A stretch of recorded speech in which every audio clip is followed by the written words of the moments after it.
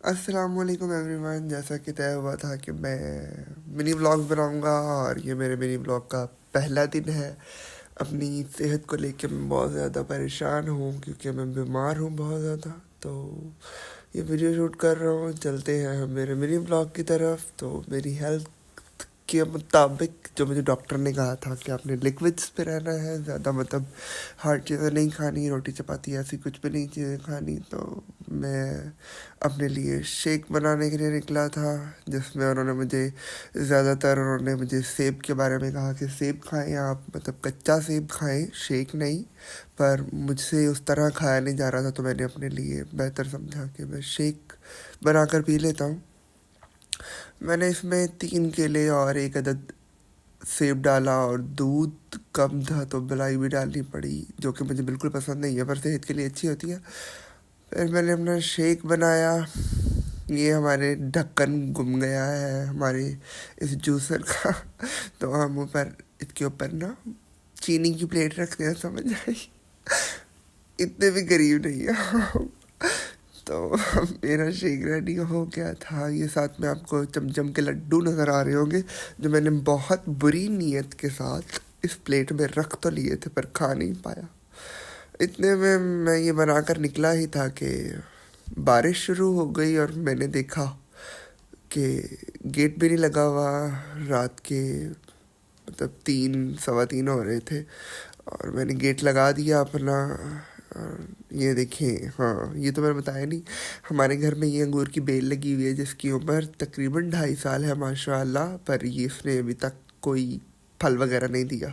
इंशाल्लाह इस सीज़न नहीं तो अगले सीज़न तो फल देगी। अब मैं चुप करके अपने बिस्तर पे आके लेट गया। जैसा कि आप लोग देख रहे हैं मेरा शेक रेडी है। और ये जो एक बॉक्स है ये मेरे कज़न ने ला कर दिया था, और चमचम के लड्डू और पानी का गिलास, क्योंकि मैंने मेडिसिन खानी होती है।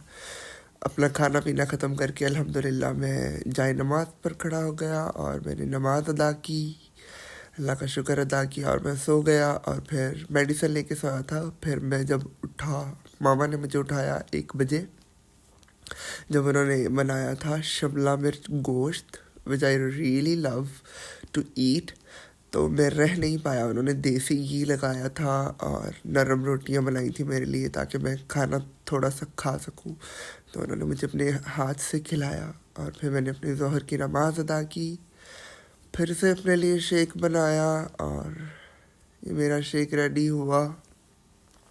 मैंने अपना शेक पिया, ख़त्म किया, कुछ मेडिसिन्स थी वो ली और फिर असर की नमाज अदा की। इसके बाद जायशा मेरे रूम में आ गई और जायशा ने बहुत गंद डाला हुआ था। मामा ने ना मतलब सूखा धनिया यहाँ पे रखा हुआ था सुखाने के लिए, और इसने वो सारा गिरा के गंद किया हुआ था। ये सही आतंक मचाती है हमारे घर में। फिर जैसा कि डॉक्टर के मुताबिक सेब खाना ज़रूरी है मेरी सेहत के लिए, ताकि मेरा स्टमक और इंटेस्टाइन्स ठीक हों। तो मैंने सेब वगैरह खाया और मगरिब की नमाज़ अदा करने के बाद मेरा दिल किया कि मैं बैठ जाऊं थोड़ी देर और अपने अपने आप को कैमरा में शूट करूं कि मैं क्या करने वाला हूं और क्या नहीं। तो जैसे कि आप देख सकते हैं कि मैं बैठ गया। पहले मैं सोचने लग गया कि मैं अब क्या करूं। मैंने हाथ बांधे और कैमरा की तरफ देखने लगा।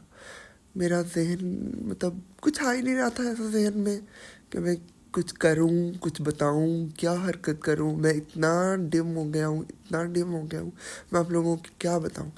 तंदुरुस्ती हज़ार नेमत है।